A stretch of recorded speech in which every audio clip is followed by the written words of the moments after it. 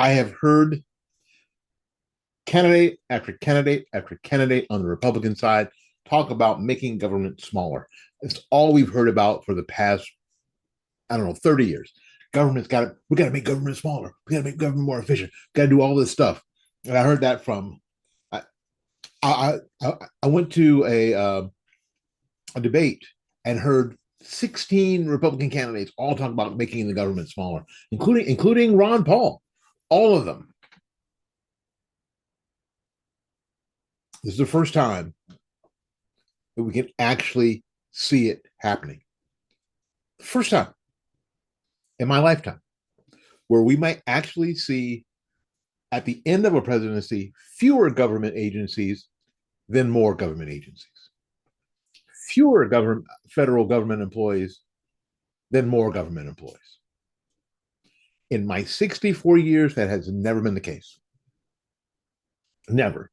Hell, in your 64 years, that's never been the case. Definitely not in your 24 years that you've lived. If you're watching and you're 24 years old, it's never been the case. It may be the case this time. As a matter of fact, I think it's kind of interesting that Donald Trump picked Vince McMahon's wife to be the secretary of the Department of Education. Her job is sort of like those people who go in to companies to dismantle them, to break them into pieces so they can be shut down, go on the factory. And their job in the factory is to shut the factory down. That's their job. And this seems to be the job of Linda McMahon, I guess her name is. Yes, Linda McMahon. President Donald Trump quipped on Saturday that Linda McMahon may not have a job for very long. It seems he's making good on that promise, reportedly drafting the executive order that has been cooking for weeks, the abolishment of the Department of Education. And we could hear about this very soon. President Trump is expected to issue an executive order as soon as Thursday at abolishing the Department of Education, according to the People brief on the matter.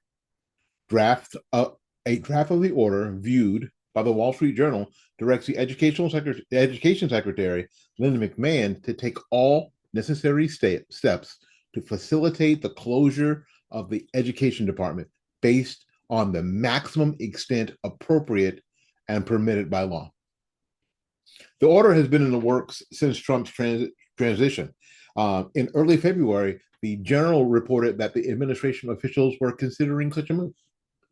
The experiment of controlling American education through federal programs and dollars and the unaccountable bureaucrats those programs and dollars support has failed our children, our teachers, our families, the draft, and I'll add to this, and our country. The draft viewed by the Journal was labeled as pre-decisional, suggesting that it could change. Of course, this order will cause an uproar. People's heads will explode and catch fire, and they'll run around in the Democrat and liberal circles. So we're going to be around to see all this, but it's going to be absolutely incredible. Now, they don't really care about facts and numbers and kids. The left has always been more concerned about what things look like than what things actually are. Because what this actually does is that this frees up cash, this frees up money, this frees up resources to be given to the states. To the states to handle their own education thing. Life in Nebraska is for a kid is very different than life in Florida or life in New York. It just is. So this gives Nebraska the ability to take those funds and do the best thing they can for those Nebraska kids. And the best thing that Florida needs to do is Florida kids. And the best thing for New York to do with those New York kids. Without the strings of the federal government. So it isn't just the money, it's the regulations, it's the strings. Now, and I know a little bit about this. Let me, when you get older, it's so great because you have stories. I used to work at my church school academy, and this was at the beginning of the school voucher program places. And and if you know anything about small Christian schools, what we do is struggle. What we do, I mean, the thing that we have to pray for more than anything else is that we're going to be around next semester, that we're just going to exist next semester, and the next year and the next year. That's the main prayer. But it seemed like the school voucher program was going to hold, especially the federal school voucher program was going to hold out a life a life jacket or life buoy to us. However, I remember we had this meeting after school where the school principal came to us, teachers who were teaching there, and said, "Hey, listen, we need to make this decision if we're going to participate in some of these programs." And we talked about our financial state of the school, and it was dire because it always is. It's flipping dire. Not enough kids, and not and not wanting to charge the parents a whole bunch of money, because if you do that, you have fewer kids, and then you're done, right? And the church normally supports the school. When the church has things that the church needs to do, and again, if you've been in that situation, you know what I'm talking about. You try to get the school to be able to support itself. Very, very tough, very, very tough job. I'm glad I wasn't principal. But anyway, and so she came to us and she said, here's our financial situation. We have a chance to take vouchers for students who want to come here. We had a good school, and people heard about our school. We had a good school, and we had a chance to take vouchers so people could bring their kids there. There was a problem. If we took the voucher, if we took the money, the bait, there were certain things we couldn't do. Ours couldn't force the kids to do by the laws and regulations.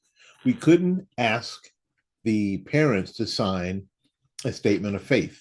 Now, if you sent your kid to a Christian school, a real Christian school, you've signed this statement of faith. You've signed it. And if you've gone to a Christian school, especially a small Christian school, you have days like we have chapel, right? You have chapel, and we had chapel. We had chapel on Wednesdays. We had chapel, and you had praise. We had praise and worship before chapel. We had prayer in our classroom.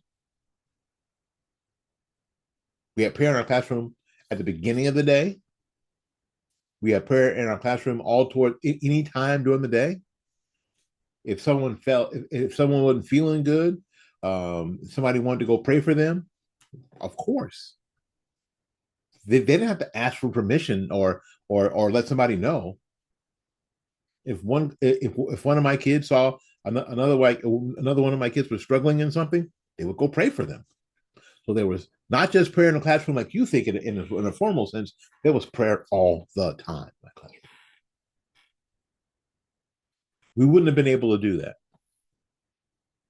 as freely and openly as we did if we took the money, if we took the hook.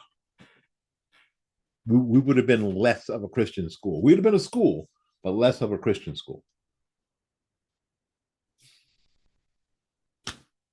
So there are always strings attached. There are always strings attached to federal money. Always. Well, if you take the money, you can't do this, and you got to do this, and you got to do this, and you got to be involved in the DEI. You got much less chance of that if education is run by the state and if it's run by local school boards. Much less chance of any of that madness, especially in the places where we don't want that madness to exist, right? The Department of Education right now doesn't do curriculum, so there's no national curriculum. Now, some people want a national curriculum. Doesn't make any sense. Why if you go to Washington State, a kid's in a school in Seattle, and then they get transferred to a school in Atlanta, Georgia, that the systems are so different. Okay, but that kid from Atlanta and that kid from Seattle both get into Notre Dame. Most of the time, it isn't different. It's just in different. It's spaced out differently. The timing is different. The subject material is the subject material. Math is math, whether you teach it in Portland, Oregon, or you teach it in Portland, Maine. The math is the math. Now, how you space it out and how you time it of what you do next may be different in different places, but the math is the math. So there's very little that's different. There's very little that says, "Oh, we teach harder math in California than they teach in Tennessee." No, you don't. No, you don't. It's the same math. Your language arts program is exactly the same. You learn the same things about parts of speech and grammar in Nevada as you do in Wyoming. It's the same thing. The same thing.